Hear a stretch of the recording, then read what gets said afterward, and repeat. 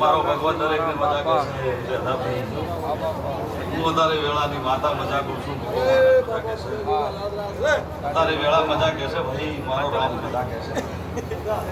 મજા ભાઈ સભાના રબારી